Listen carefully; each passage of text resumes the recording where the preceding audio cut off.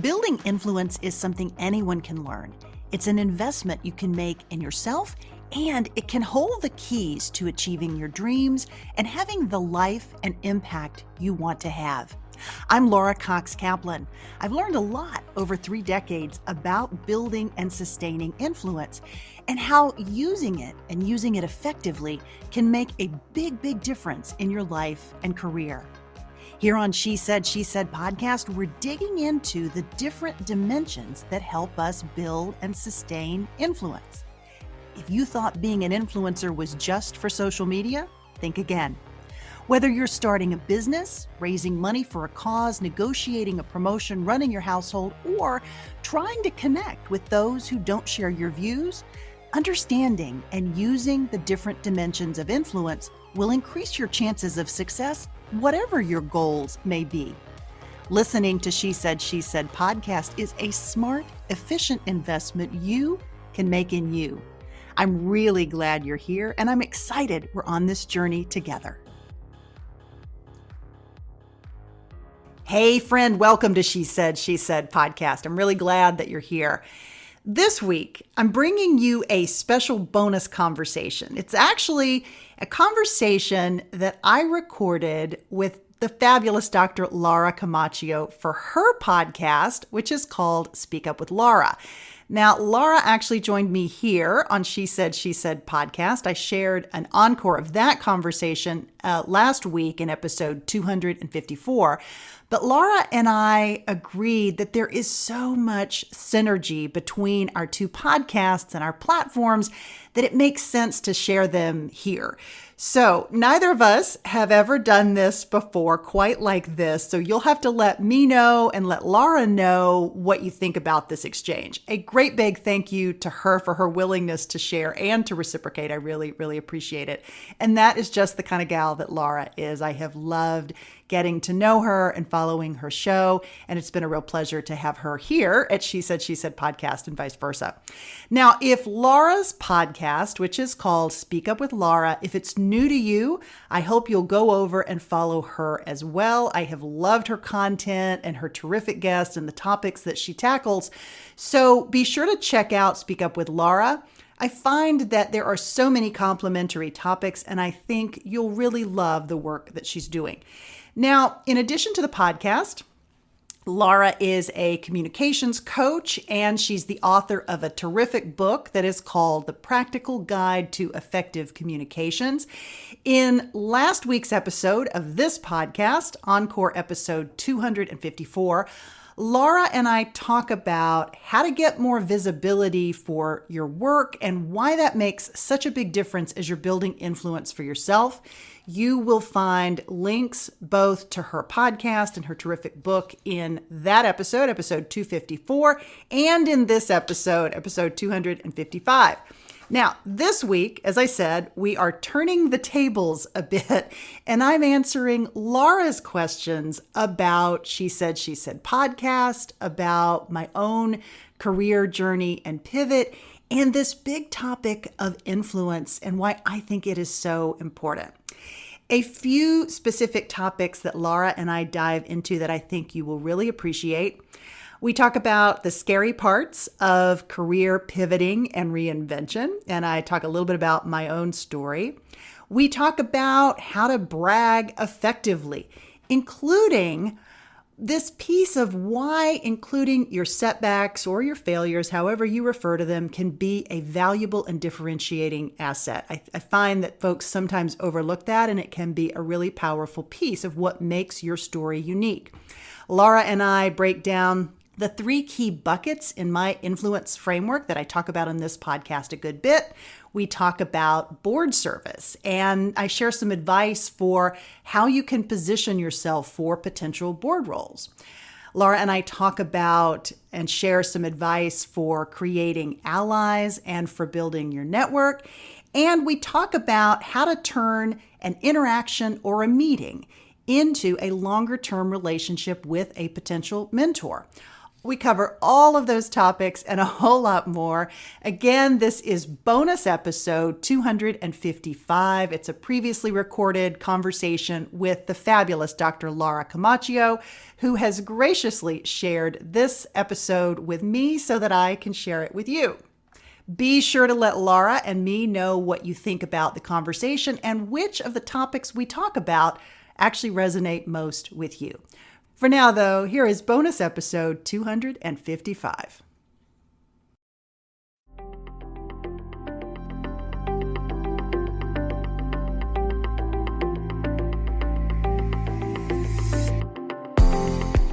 Hello, and welcome to the Speak Up with Laura Camacho podcast. This is episode number 176. We have a very impressive guest today with a beautiful name. Her name is Laura Cox Kaplan, and she has a career, very impressive background. She worked with PwC on their executive board. She's really navigated public sector, private sector, politics. She's worked with getting more women in elected office. She has written a book. She's a public speaker. She's on a lot of boards of companies and on nonprofits, and she does consulting.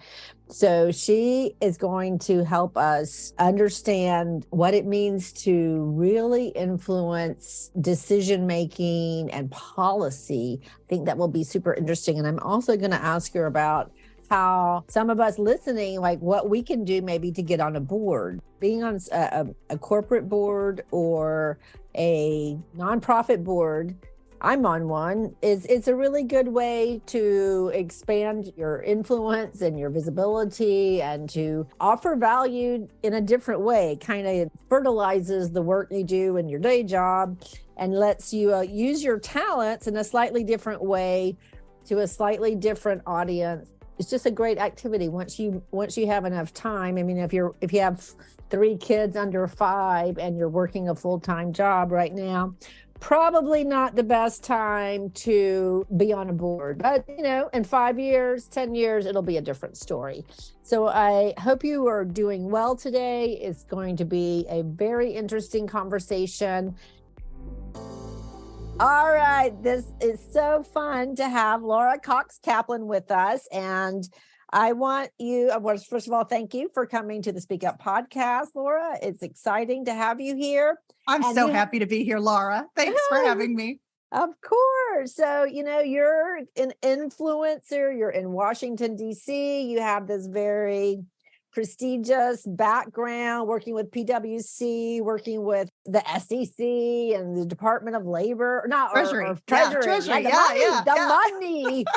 Like that whole alphabet soup business. Right. Yeah. And guys listening to, by the way, Laura, just so you know, this audience is not only are they highly conscientious high performers, they're also very good looking. So they want to know, how is it that you managed to do all the influencing that you did in that kind of environment? Because it does sound a little bit intimidating to be in that political world. At least to me, it does. And I want you to tell us about that and tell us about the She Said podcast, which I was a guest on earlier this year. It was great. A lot of fun. So just tell us a little bit about your background and the way you see it. I will. Laura, thank you so much again for having me. And thank you for those lovely, lovely words. I don't know that any of it is as impressive as you have made it out to be, but I have been really blessed with an interesting career journey so far and very blessed with incredible people that I've worked with and learned from. So I actually got my start in kind of an interesting way in that I was in college. And my grandmother, Lottie Mae Roach, I grew up in this small town in Texas called Rising Star. And I was at the University of Texas at Austin getting a degree in journalism and political science. Mm-hmm. My grandmother met our then congressman who was represented this rural district in West Texas. And she met him. She was the grand marshal of our parade for the 4th of July. And she just loved him, thought he was like such a nice man. And she saw in the newspaper that he was accepting applications for interns. So she called me up and said, you need to send them your resume. This would be a great experience for you. So I did. They picked me. I came to Washington. It was life-changing for me because I really had not understood what it meant to be part of this, political and policy world, and having these opportunities at a really young age to explore leadership firsthand, to have an impact, to really work alongside people, making hopefully big decisions, helping people. I just loved it. It was incredible. So when I graduated, I took a full-time job with that congressman that led to becoming a press secretary for a senator from Alabama, and spent a number of years doing that, and then worked in a presidential administration. And so it was sort of a path that started in communications and then communication strategy, and then evolved into more policy roles, essentially. And then those policy roles ultimately rolled into a corporate job where I took all of those skill sets and ultimately could marry them up and create strategies for PricewaterhouseCoopers. This was, in those days, I started working at PwC back in 2004, and this was after Enron and WorldCom and all those corporate governance scandals of those days. Mm-hmm. And the firm was becoming regulated for the first time. And so they needed a strategy, and it required the elements that I had been working to fine tune in my career. You had to win over the hearts and minds of partners inside the firm. You had to win over the hearts and minds of the investing public that had completely lost faith in the quality of audited financial statements at the time. And it was also winning over the hearts and minds of regulators and convincing them that we were doing the right thing, that we were listening, that this was, something we could engage with them on, because these rules were being written and, not everything was not so smooth. It was a little clunky in those days. Yes, I'm sure. It was. And so that's kind of my career path. And then after a number of years at PwC, I developed some form of wanderlust, I guess you could call it. But I needed some new challenges, and I really wanted to challenge myself more creatively. And I wanted to have a way to use all the things that I had learned and all these experiences and these lessons that I had gained from other people and share them with others in a more direct way. And so that evolved into a teaching position at American, where I teach as an adjunct once or twice a year. I teach a women's leadership course. And then that course ultimately grew into She Said podcast, which I was so happy to have you join me on. So that's kind of the story in short form. Oh my gosh, that is so interesting. So I want you all listening to take note and take heart, because I talked to a lot of you, about your promotions and your career. And sometimes I know some of you want to do something different. So you can learn from Laura Kaplan's experience, and mine too, that you can do something different. It's just a matter of being prepared to accept a certain level of risk, and preparing the best you can. And I think that's really ultimately what makes such an interesting life, right? Yeah. To do that. I think all that's true, Laura. I would say one more thing, at least in my case. I don't know if this was true for you as well, but another element of it was scary as all get out to make a career pivot, because I had loved my job. My job at PwC was the job that I had ultimately aspired to. It that sounds was the job that I wanted. And right, I was paid a lot of money. And I got to be kind of fancy pants, if you will. I went to a nice restaurant, you know what I mean? Like, there was a lot of, the golden handcuffs were a very real thing. And ultimately, I had to break up with all of that in order to try something different. And that was incredibly scary. The scariest part, though, for me was being willing to reinvent myself in a way that was going to sort of take me to the next level, both personally and professionally, and recognizing that I didn't have to have a label of somebody else or some other organization attached to me in order to be who I was. And that was really, really hard for me to get my head around. It took a long time. It is scary because, you in a sense made it. So what's next? I mean, I understand that. I think everybody listening deals with that fear. And I think it's just that there is a risk, and that's something to manage. And there's so many things that you don't know, but you can't know until you actually cut the cord. Right. And I think, for me, preparing to go out on my own meant, making sure I had enough savings to get me through a year of less income. And then that definitely helped. And the only thing I miss from my corporate days, which were not as glamorous, but they were good in learning, is PTO. Right. Self-employed people do not get PTO, but we get TO. It's just not paid. But Laura, I'm so impressed, because I saw that you worked on a PAC about maybe less than 10 years ago to get more women in elected offices. Right. And I don't know what the numbers are exactly, but just looking superficially, you must have made, or your work, I know it wasn't just you, a difference, because you do see a lot more women speaking out. Just look at Marjorie Taylor Greene, AOC, Anna Paulina Luna, the Squad. I mean, we have a lot of young, outspoken there, and they're not just sitting down drinking tea and keeping quiet. They're the ones they're not hearing from. So I want to hear that story and how did you do that? Yeah. Yeah. Oh, I'm so glad you asked that question.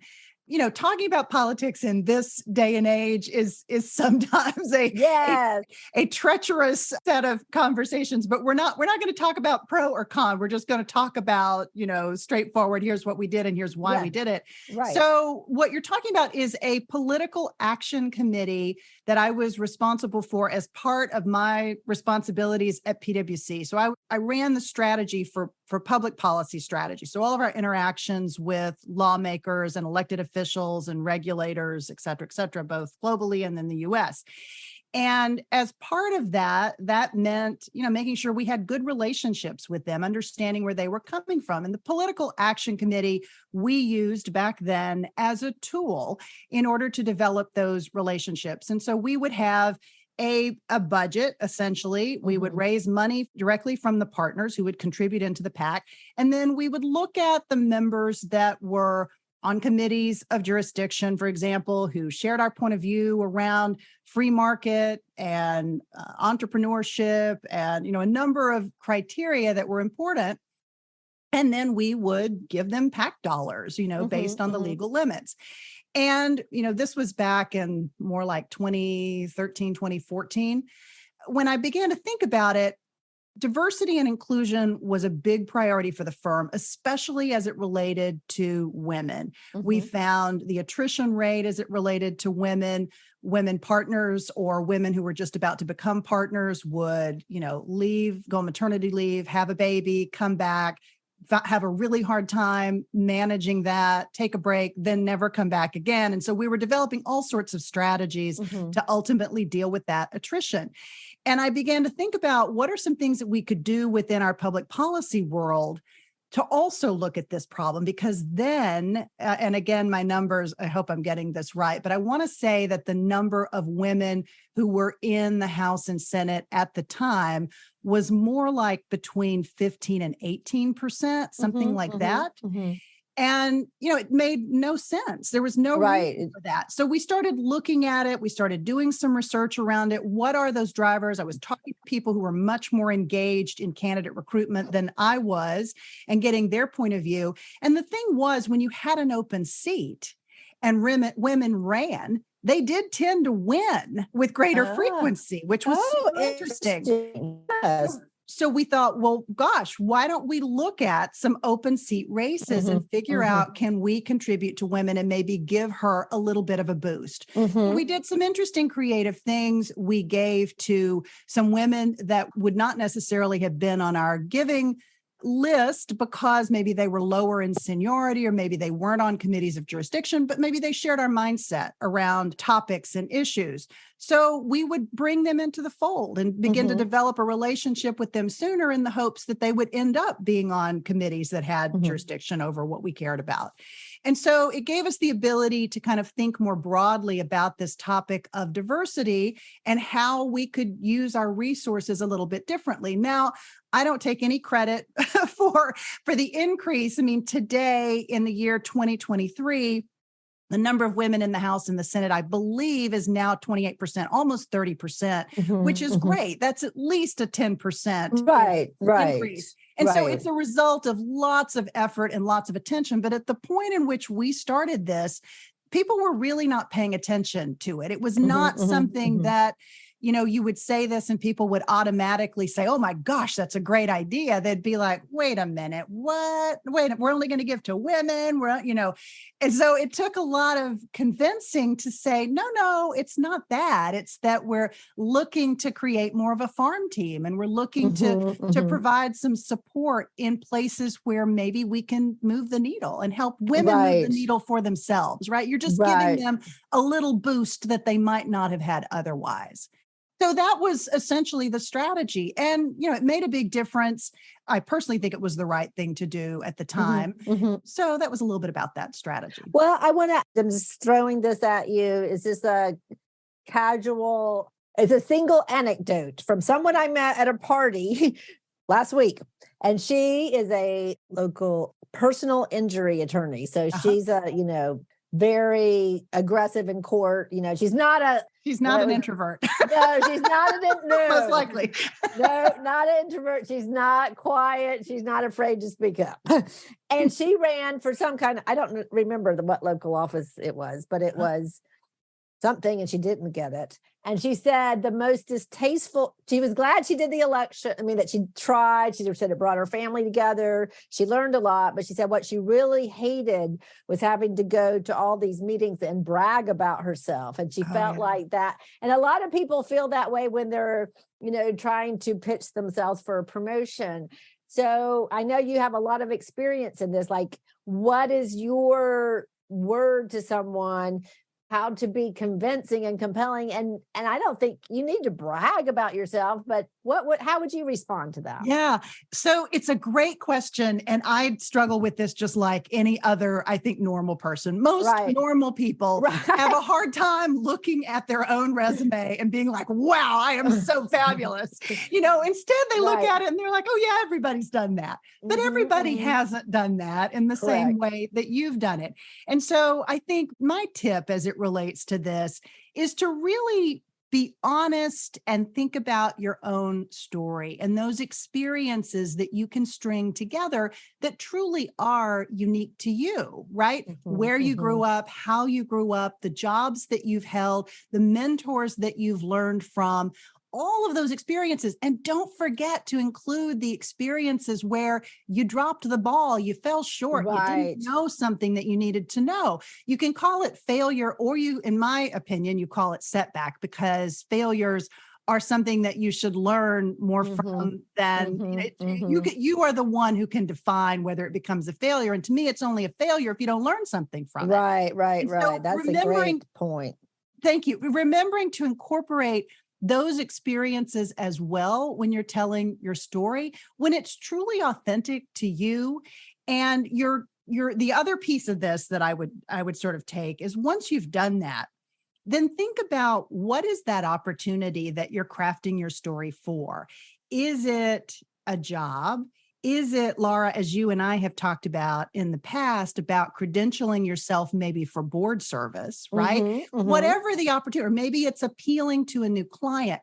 How can you take your knowledge and experiences and past jobs and failures and successes and carve that into a narrative that actually helps that entity, that person, that company solve a problem? What can you bring to the table as a board member, as a consultant, that they're not already doing, right? Really understanding your audience, I think, is a very important element. And if you're crafting your story from the standpoint of helping someone else solve a problem, I also think it helps you get out of that mindset that you're bragging.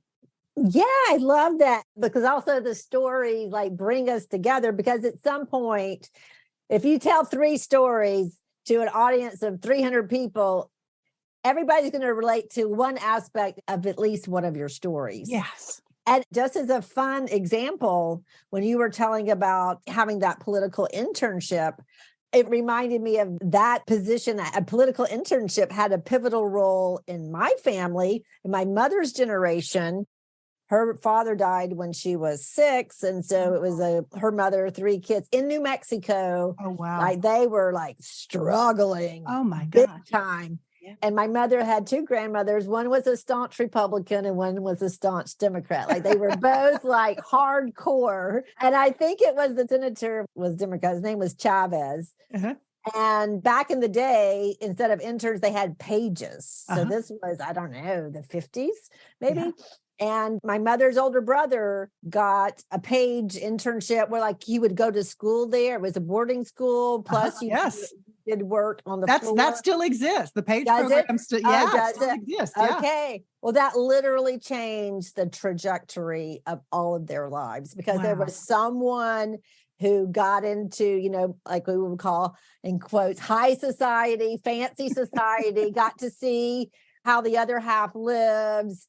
And, that propelled him to college, to law school. And you just never know what an internship is going to do for your family, right? But I've never shared that story with anybody until you shared how that internship had a difference in your own life. And again, from being a rural part of the state, my mom's family was in rural New Mexico. So that's amazing. Yes, I love that story. Isn't that cool? And just this, sometimes you do get to experience something that has a huge impact in your life. And sometimes you get to have that huge impact on somebody else's life. Right. And I think looking for those stories to do that, right? And having the courage to tell them.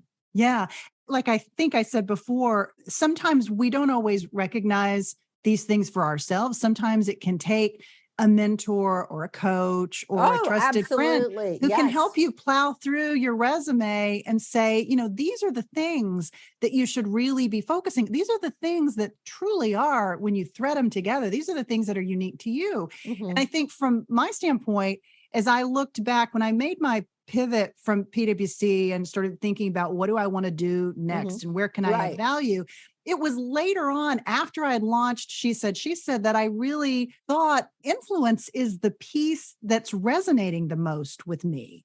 And how I think people oftentimes think about influence as being this big thing. You have to have a big personality. You have to be, born into wealth, or you have to be whatever in order to be influential. And while those people can be influential, right? Me, based on the incredible women, including yourself, who've come on my podcast to tell their stories, based on my own experiences, it really boils down to, I think, some smaller micro habits that are practiced consistently over time that really help us build that influence. And it was like spending time thinking about all of this and thinking about my story and kind of unwinding it, that I found this thread that I hadn't really realized existed until I spent time thinking about it. Yes, that's so cool. And I think that's what you and I share in common, is that we want to, in a way, level the playing field for people who didn't go to Ivy Leagues, whose father is not a senator. That's and, they don't have a trust fund to support them, but you can still, have a difference. So tell me about when you had that insight about, it's influence. How do you do that? How do you do that? Yeah. So as I thought about it, there were 3 big buckets that kind of jumped out at me. And there are lots of ways that you can build influence, but there are 3 things that I find with great consistency. And one is the topic that we've already been talking about, and that relates to story, how you curate it, how you edit it. And that includes both the story that you tell yourself about who you are and what's important to you. And it's the story that you tell to the world. It's also the story that you tell when you have a setback and what you learn from that. and the mindset. As you and I talked about on my podcast already, Laura, back several weeks ago, this idea of mindset and how you approach the experiences that you are having or have had that make up your story, how you think about those and the narrative that you're telling yourself and the mindset that you're putting forth as it relates to that. So story's number one. The second bucket is investment. It's investing in yourself so that you're better prepared to invest in other people. We have to take the time and commit to those things that make us a little better than we were yesterday, right? Doesn't have to be 50% improvement. Right. A little bit of improvement, but just some knowledge and focus on how can I invest in myself. I think listening to podcasts like yours and hopefully mine. Absolutely. Great investments that people can make in themselves, because your podcast and mine are all about how we can do a better job communicating and how we can do a better job of building and sustaining influence.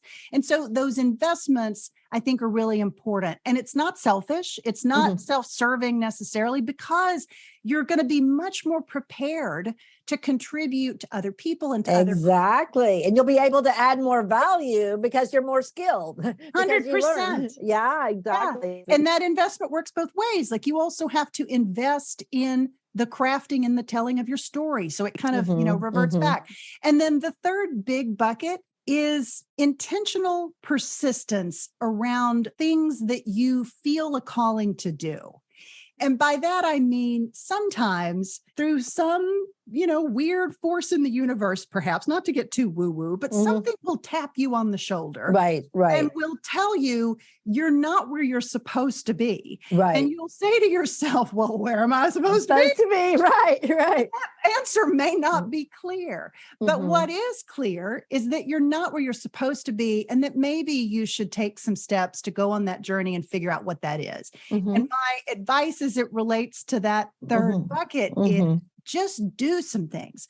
Try some things. Right. Experiment. Learn a lot by experimenting and by exploring. And the answer will ultimately be revealed much faster than if you just sit around and think about it. Right? Yes. It's never going to come if you don't do something. 100%. Massive action. Yes. Totally. Thinking is great. But what I find with women, a lot of times, myself included, is that we can think ourselves out of. Oh, for sure. Right. Absolutely. And you get this huge benefit, both in terms of what you learn, but also in terms of the confidence that you build by trying new stuff. Even if you realize, okay, I need to practice at this. I'm not good at it as I could be, right? Even if you realize that, you're learning through that process. And there's a lot of growth that comes through doing in a way that I think that same growth doesn't necessarily happen when you're just thinking about it. So that's my influence methodology, if you will, for lack of a better term. It's kind of the framework. My framework. Exactly. Well, I just want to recap for our audience. I think this is extremely useful, and I want to maybe take this and say that the motivating factor and the factor that shows that it's not arrogance or it's not selfishness. Yeah. Okay. So Laura's mentioned your stories around the things that you've learned, right? And why the thing that you want to influence about is important and useful and helpful. And then investing in yourself and your skills. And then just like Laura said, like I often coach my, corporate clients to be communication coaches for their teams. I'm like, you're their boss, you're seeing it, coach them but they can't do that if they haven't been coached. That's right. And then the intentional persistence and, paying attention if something doesn't feel right. Like Laura said, you might not get the answer in the moment, but try different things, maybe travel, maybe public speaking, maybe attending a class, maybe meeting someone. I think all of those are extremely useful. But what is the end game with your influence, folks? It's not, please see how magnificent I am. That is not what we're about. It's about, let's make this operation better. Let's be more streamlined or more useful to others or serve others or help others in some way. And in any case, you're the egg that lays the golden egg. And part of those eggs is influence, right? So it's really about your mission, and we're all here. We all have a purpose. And I think the influence is probably part of that purpose if you're listening to this. Well, and Or it's more how you appropriate. relate to other people, right? I mean, Yeah. Laura, to use sort of how you and I found each other, Mhm. we found each other, I think, through both the Southern Sea, the Southern Mhm, Cootery, mhm. as well as the Lydia Menzies Supper Right, Club, right. 'Cause Both your of friend- which were investments in ourselves. Exactly. And it's, this was investing in developing a relationship. So not just investing in the groups, but also being proactive about investing in developing a relationship. I reached out to Right. you and said, Right, you hey, did. Laura, I love your podcast. I've listened to Speak Up with Laura several times. I always get something out of it. I want you to come on She Said podcast. And you said, that's a great idea. I want you to come on Speak Up with Laura. Right. And we're collaborating. I think the collaboration and developing those relationships is another example of how we can invest in ourselves and also how we can invest in others. It's creating that network, right? That's right. And everybody listening, because I'm sure you're thinking, well, Laura could have pitched that she wanted to be on my podcast or me on hers. And I could have said, oh, no, I would never do that. I really can't imagine, but it is a possibility. It happens. Yeah. Yeah. Or, I'm having knee surgery tomorrow. I'll be out for 3 months or something. That would, something like that. So there is risk. And I mentioned risk because I just hear that's, it's a way of addressing this. I guess it's another name for fear. And we all have fears. That is just part of life. You don't get out of life without having some fears or some risk, and it's a matter of managing it. So, Laura, I want to pivot to something very specific that you are really good at. And I know that some of the people listening would like to get some tips on how to be on a board. I think most of the people listening who want to be on a board would probably rather be on a non-profit, but not everyone. So that's a whole different world. Tell us about that. Yeah, so that's a great question. I really have loved my board service, both my corporate board service as well as my nonprofit board service, and I do both.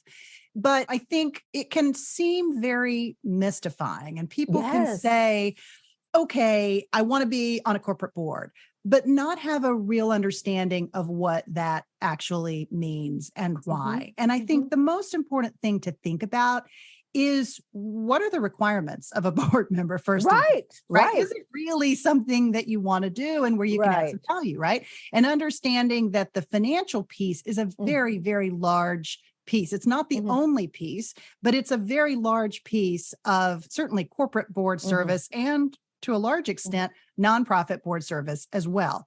Okay. However, in addition to that, it's important to think about the boards where you see a particular problem or opportunity, perhaps that company or that entity might have, and you match that up with your skill set, some knowledge or experience or perspective that you can bring to the table. And I think that really is where the magic sauce is. If you can sit down and talk to someone in that company, ideally the CEO, and talk to them about, what are you looking for or what are your challenges? That's the way that all of my board roles have ultimately came to be, either in conversation for one board. And I met with a board member who said, God, this is not going to work because we don't need that. But I have another board and you'd be perfect for that because we do have these challenges. And so I think being really honest about your resume, what you know how to do, and matching that up with the kinds of challenges that entity is likely to be facing. I think that's a really great way to think about board service. There are other strategies and suggestions. There's a lot of different groups that exist out there now. I had Sukhinder Singh Cassidy, who was the CEO of StubHub. She's just taken a new job, I think recently, but she wrote a book called Choose Possibility, and she runs a nonprofit group called the Board List, which you can go, you can register on it. I think you have to be referred by someone, but you can register on that. Then another friend of mine, Lisa Shallett, has a group called Extraordinary Women on Boards. It stands for, it's EWOB is the unfortunate acronym. I love it. But Lisa, who you can, Google and find on LinkedIn, has this incredible group, which really is a group that helps support women, both in their quest to go on boards, Mhm. but also a support network for maybe working through challenges and improving your expertise, sort of the continuous personal improvement, the continuous learning. And they provide some support in that regard. There's a lot of different groups that are out there, but I think connecting with some of those groups, Mhm. thinking about the companies that you think you're qualified to serve as a board member on, and really thinking about your story and how to, then craft your pitch so that it's appealing to that entity.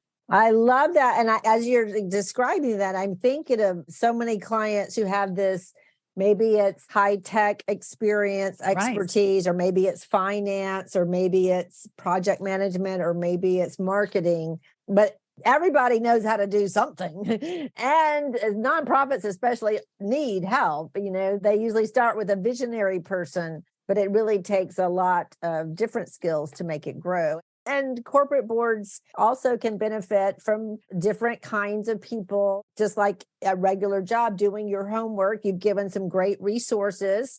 So those of you who are interested in joining a board, definitely there are resources out there to help you systematically look at organizations, decide how you would fit, and start the process of pitching yourself. It's kind of like getting a job, right? Isn't It it? is. It's very much like getting a job. And I think, too, another thought that occurred to me that I think is important to look at is look at who's currently on that board and look at holes there. Look for any gaps that you might be in a position to fill. If you look at the backgrounds of the existing board members and you say, gosh, I'm a woman and they don't have any women, Right. like there's a good place to start. And Right. there's not the only consideration, but it can be an additional consideration in addition to your skills and experience and Right. expertise. It can be Right? a toenail in the door. For sure. Might as well use it if you got it, right? Exactly. This is so interesting. We're running out of time, but I want to go through a couple more topics. And I want to know, Laura, what advice would you give somebody who's at a director level in a company in the middle, and he or she has been told that they need allies to move up, and they're like, I'm a high performer. Why do I need to do this? What is your advice to someone wanting to move up to VP level? Let's say? Yeah. I think building your network is a really important one. You and I talked a moment ago about the importance of collaborating, of investing in relationships. That also applies, I think especially applies as it relates to folks that are at that level of director. Well, how do you do that, right? How do you? Yes, how do you do that? There's that funny line. I think it's in Sheryl Sandberg's book, if I'm not mistaken, about, there was a children's book about, will you be my mommy? It was the duckling that, went around all over the place. Right. My mentor, right? Don't do Yes. that. Right. But it does mean like thinking about who in your organization or company is someone that you'd like to learn from. And rather than just reaching out and saying, hey, I'd like to pick your brain, God forbid. Don't say that ever. Please don't ever say that. Instead, call them up and say, I'd really like to get to know you and understand how you got to this point in your career. And then I also have maybe some thoughts or suggestions, like think about this in advance and understand who your audience is and who you're talking to. But come prepared for that interaction with some really good questions and some areas that you think they could maybe give you some advice on, because those are the people who can help you rise up the corporate ladder, if you will. If you're in a corporate job and you're looking to rise up, find ways of talking to and building a relationship with those folks. The way to turn those interactions, right? You've requested a meeting and the person has been very gracious and said, I'd be happy to tell you about my career journey. But the trick is, how do you take that one meeting and turn it into an actual relationship, right? Yes. How do you make it sticky? I have a lot of great examples, but one in particular, because it stands out in my mind because it was an intern who did this. And she was part of an internship program that I started in our public policy group at PwC.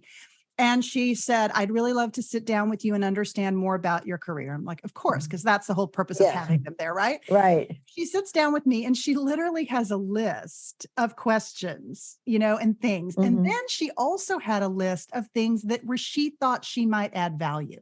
Oh, wow. Said, could we make this a regular thing? And could I come back? And would you mind sharing with me anything that you think I could help add value on? Maybe topics where a younger person's perspective might be Right. useful. I mean, technology is a great example, depending on how old Right. you are and you're listening. Right. Right.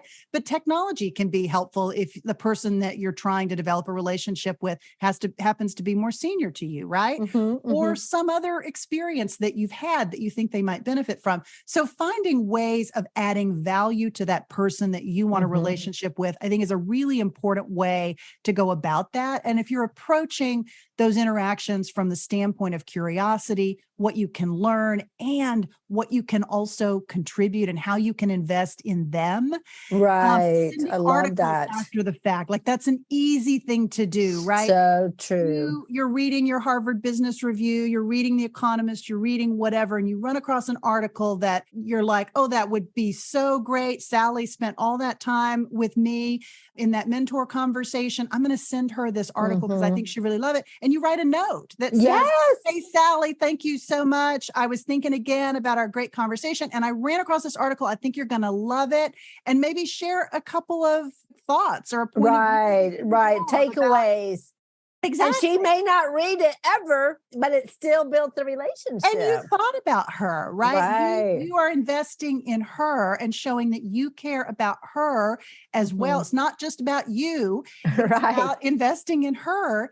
I think that's really a very important tip and tactic, certainly to building a network. It also, by the way, to circle all the way back to tie this conversation up in a bow, it's about building and sustaining influence. Those are some of those micro habits that really help us solidify relationships. They help us grow. They help us develop that network. Those are the people you're going to turn to and say, oh, hey, I'm launching this new thing. Would you consider writing a review or providing some support or introducing me to someone? Right. Going out on a limb.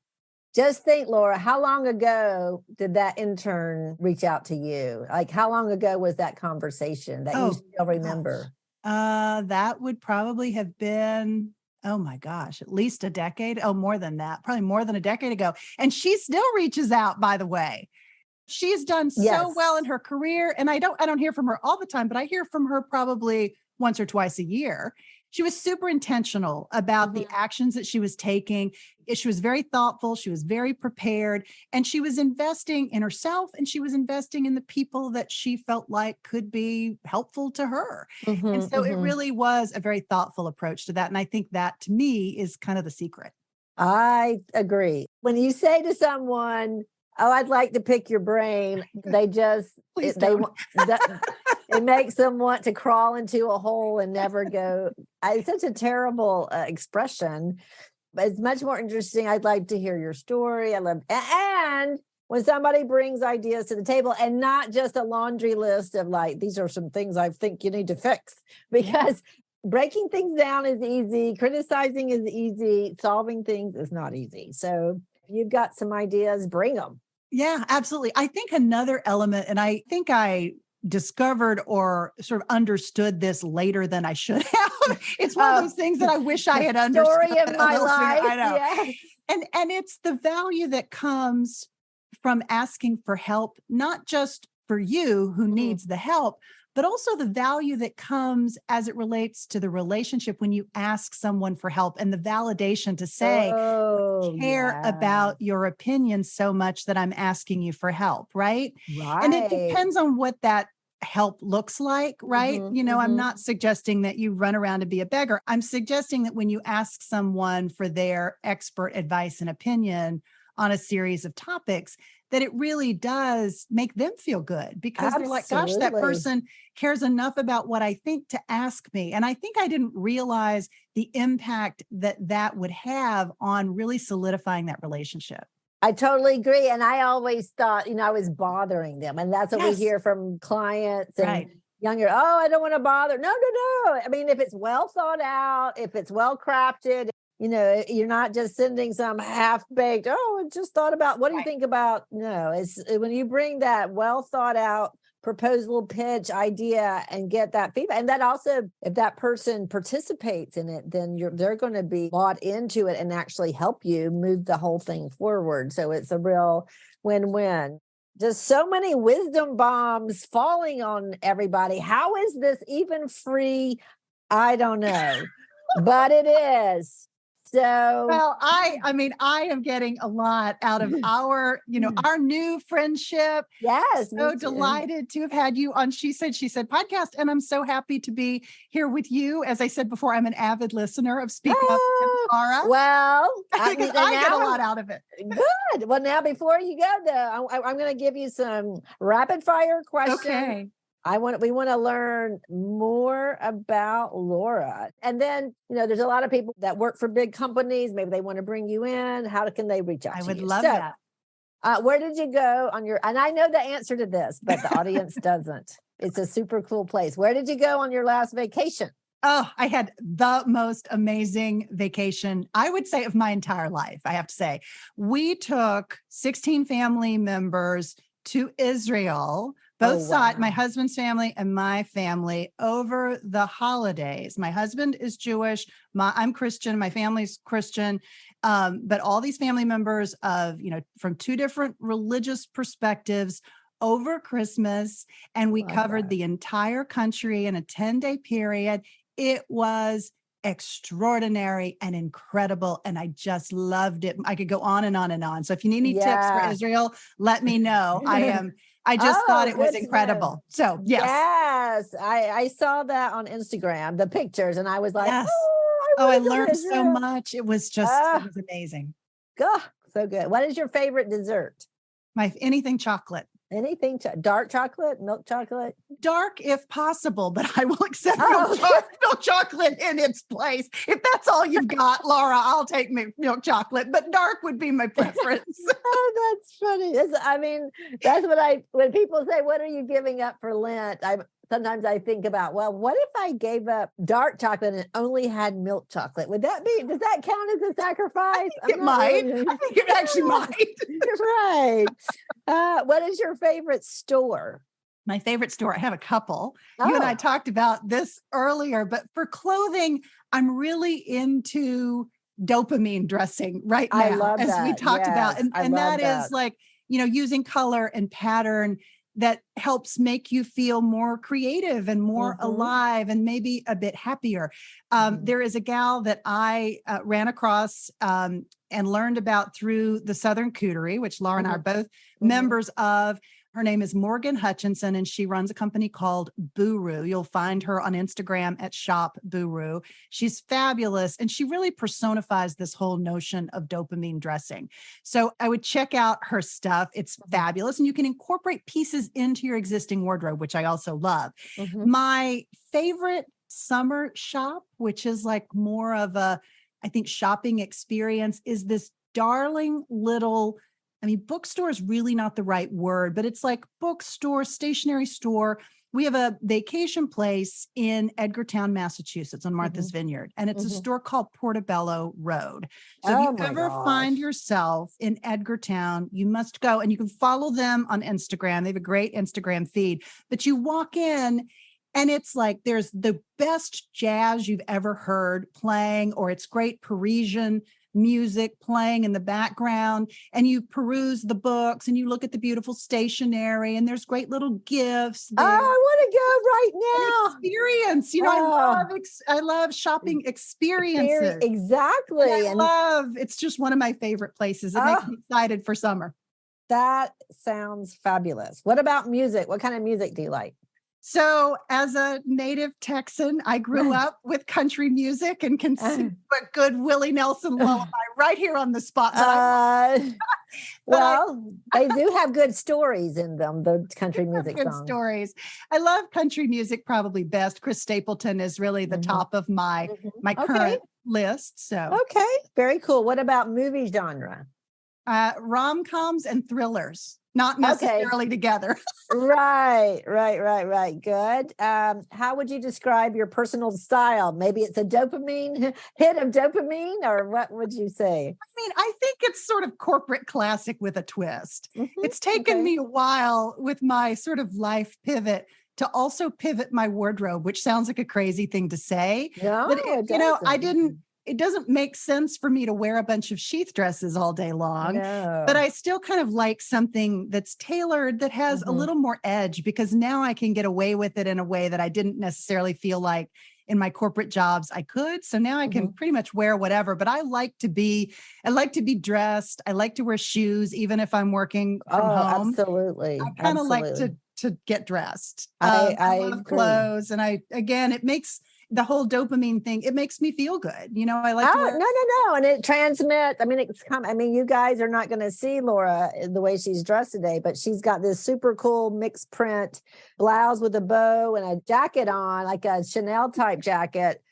And that energy makes me feel like I got a hit of dopamine from your outfit too. Thank you. Well, this jacket, as I told Laura, it does have sort of a Chanel inspired thing, but it's Chanel inspired. It was $59. So it was there's a long distance inspiration. You get a lot of jacket for that. Yeah, that's pretty awesome. All right. 2 more questions. Were you afraid of anything as a child? Yes, I was afraid of the witch and the monkeys in The Wizard of Oz. That movie scared the pants off of me when I was about 6 or 7. Yeah. And I had nightmares for forever. I mean, people should be careful about that movie. Yes. It's a classic, but there's an age appropriate element. Right. I think you need to be about 9 to see that. Yes. I think so too. And do you collect anything? My family would tell you I am a closet hoarder. I collect shoes. Oh, okay. I love shoes. I mean, I love clothes too, but I especially love shoes. I can't say that I have anything that's, some fabulous whatever. I'm a saver. I love stuff that evokes, some creative inspiration or makes me think of the person that gave it to me or an experience I was having when I wore it or whatever. So it's hard for me to let go of things. I collect lots of things. Oh, so not that she's a hoarder, but she's a collector. We're going to stick with that. Yeah, we're going to stick with that. All right. So where can people find you, follow you, get in touch with you, Laura? This has been so much fun, so much value, everybody. I know you're like, how is this so free, Laura? I'll just say you're welcome. So tell them how to get a hold of you. Absolutely, Laura. Thank you for asking that question. And of course, you can pay Laura and me in reviews, or you can buy us a cup of coffee. You can contribute in any number of ways. Reviews would be greatly appreciated. I'll just go ahead and say that on behalf of both of us, because it's so hard to get people to write reviews, even when they're listening, and people will send us, notes. I'm sure they send you notes about, I love the show and I got this and I thought this guest was great, whatever. I'm like, please put it on review, because that helps us not only fine tune our content, but it also helps us reach a broader and broader audience so that more and more people can listen. And so that's obviously important. So where can you find me? She said podcast.com is our website, but you'll find She Said podcast with me, Laura Cox Kaplan, anywhere that you listen to podcasts. Those are the best places. On social media, you'll find me at Laura Cox Kaplan with a K. And I'm on Instagram, LinkedIn, Facebook, Twitter, pretty much everything at this point. And I'd be so grateful if folks would follow and check out the podcast. And also check out Laura's conversation with me from a few weeks ago. Oh, that's right. That's true. You should definitely. We'll put a link to that in the show notes. Great. Well, this has been so much fun. You're welcome, everybody. I'm always thinking of you and bringing you the most interesting people, and we will touch base again in the next episode. Bye-bye.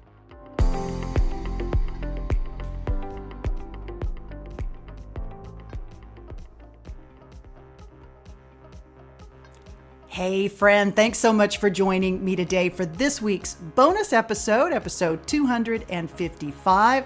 my conversation with Dr. Laura Camacho on her terrific podcast, which is called Speak Up with Laura. You can find and follow Speak Up with Laura wherever you listen to podcasts, or, of course, you can follow the link that I have included in the show notes for this episode. Again, it's episode 255. Until next week, friend, you take care, and I'll talk to you again real soon. She Said podcast is a weekly production of She Said Media.